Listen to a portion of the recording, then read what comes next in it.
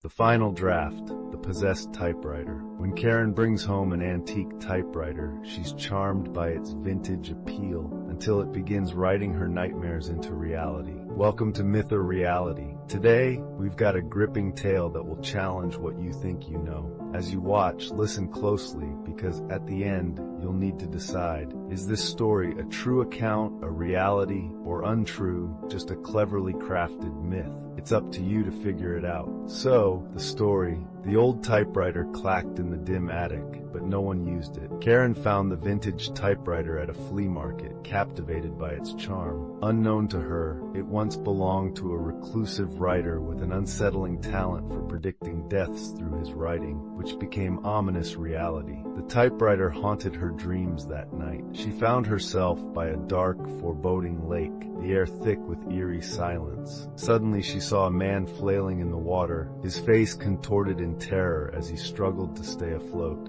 She awoke, heart racing, to a chilling page from the typewriter. He struggled, the water filling his lungs, his screams lost to the depths. In disbelief, Karen rushed to turn on the news, her mind racing. The report confirmed her worst fears. A man had drowned in a nearby lake, his demise eerily mirroring the words she had just read. Panic gripped her as she realized the typewriter's sinister connection to real life.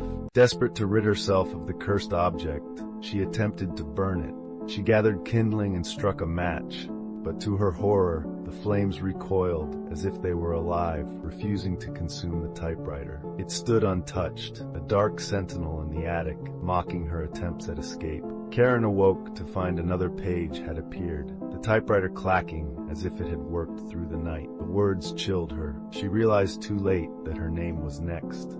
The ominous message filled her with dread. Days turned into a nightmarish blur as she tried to navigate her life while grappling with the reality of the typewriter's predictions. Each day brought new reports of untimely deaths, each eerily detailed in the pages that continued to appear. Friends and acquaintances began to worry about her, noticing her distracted demeanor and the shadows under her eyes. Yet she felt trapped, unable to share the truth without sounding utterly insane.